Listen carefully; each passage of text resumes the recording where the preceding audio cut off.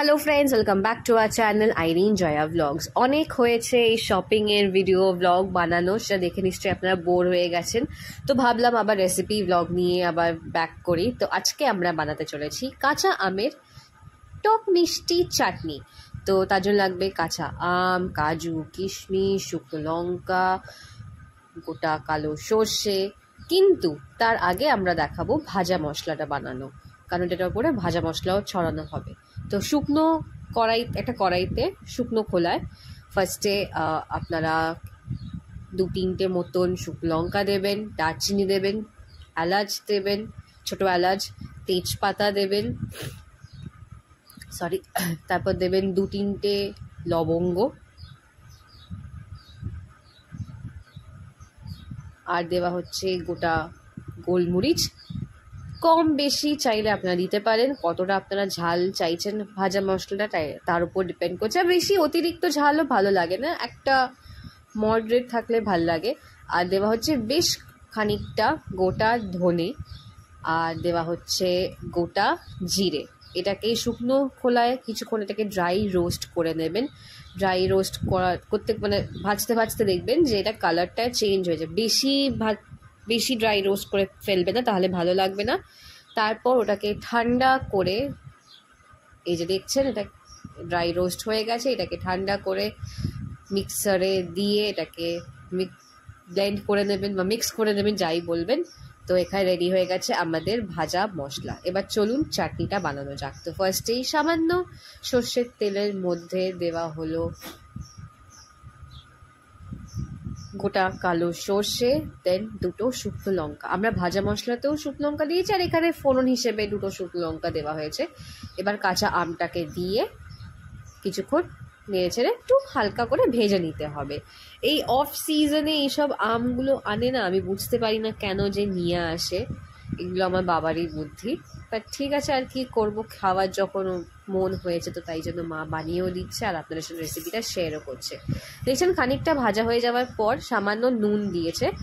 এরা মা বলছিল যে টক জিনিসে একটু নুন দিতে হয়, তাহলে টকটা ব্যালেন্স আউট হয়। এবার দিয়ে দিল সামান্য জল, যাতে সেদ্ধ হয়, আমটা যাতে সেদ্ধ হয়। তো এটাকে একটু নেড়ে চেড়ে নিয়ে কিছুক্ষণ ফুটুক। আপনারা দেখেই বুঝতে পারবেন যে আমটা আস্তে আস্তে সেদ্ধ হচ্ছে। এখানে দেখছেন একটা বয়েলও এসে গেছে।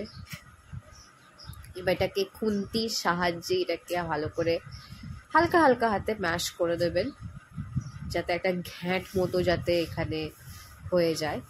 এখানে এটাই করবে, খুন্তি দিয়ে এটাকে ভালো করে একদম ঘষে না, চটকে এটাকে একদম ম্যাশ করে দিয়েছে। পারলে যত রাগ আছে আপনার লোকেদের ওপর, সেই রাগটা আপনারা চাইলে এই আমের ওপর বাদ করতে পারেন। এবার দেওয়া হচ্ছে চিনি। এখানে এই চিনিটা দেওয়া হয়েছে, কিন্তু সাংঘাতিক এটা টক একটা আম এনেছিল আমার বাবা। মা এই চিনিটা দিয়েছে, কিন্তু আমার বাবার এই চিনিতে পোষায়নি। যখন আমার বাবা এই চাটনিটা খাচ্ছিল তখন আরও এক্সট্রা চিনি অ্যাড করে খেয়েছে। আমি জানি চিনি খাওয়া ভালো না, কিন্তু আমার বাবা শোনে না, তাই জন্য আর কি বলবো। তো যাই হোক, আন্দাজ মতো চিনি দেবেন, বেশি চিনি দেবেন না, কারণ চিনি সত্যিই খাওয়া বেশি ভালো না। আর কি বলবো, বাড়িতেই একজন আছে যে ভরে ভরে চিনি খায়, বললেও সে শোনে না। আর এখানে চিনি দেওয়ার পর দেওয়া হলো কাজু, কিশমিশ। আপনারা এখানে চাইলে কাজুগুলোকে একটু ভেঙেও দিতে পারেন, সেটা আপনার উপর ডিপেন্ড করছে।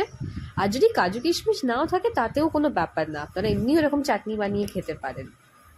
দিতে হবে তার কোনো মানে নেই, আমাদের বাড়িতে ছিল বলে তাই জন্য মা দিয়েছে। আর বাবা একটা প্যাকেটও কিনে এনেছিল। তো দেখছেন এখানে অনেকটাই কালার চেঞ্জ হয়ে গেছে, এখানে একটা ফুটছেও জিনিসটা। ফার্স্টে একটু হোয়াইটিশ কালার ছিল, এখন ইয়েলোইশ কালার হয়ে গেছে। তো এখান থেকেই বোঝা যাচ্ছে যে চাটনিটা অলমোস্ট রেডি হয়ে গেছে। তো দেখছেন আমাদের এখানে কাঁচা আমের টক মিষ্টি চাটনি রেডি হয়ে গেছে। দেখতে তো খুবই ভালো লাগছে। আমি মিষ্টি পছন্দ করি না, বাট এটা আমার খেতে ভালো লাগে। তো এবার দেওয়ার পালা হচ্ছে ভাজা মশলাটা, যেটা আপনাদেরকে দেখানো হলো। সামান্য ওপর থেকে ভাজা মশলা ছড়িয়ে দেবেন, আর এটা খাবেন। ভাত খাওয়ার পরে শেষ পাতে চাটনি দিয়ে আপনার লাঞ্চ বা ডিনারটাকে কমপ্লিট করবেন, বা শুধু যদি খেতে ইচ্ছা করে সেটাও খেতে পারেন। ভালো লাগলে প্লিজ একটা লাইক, শেয়ার, কমেন্ট অবশ্যই করবেন। দেখা হবে খুব শিগগিরই। বাই।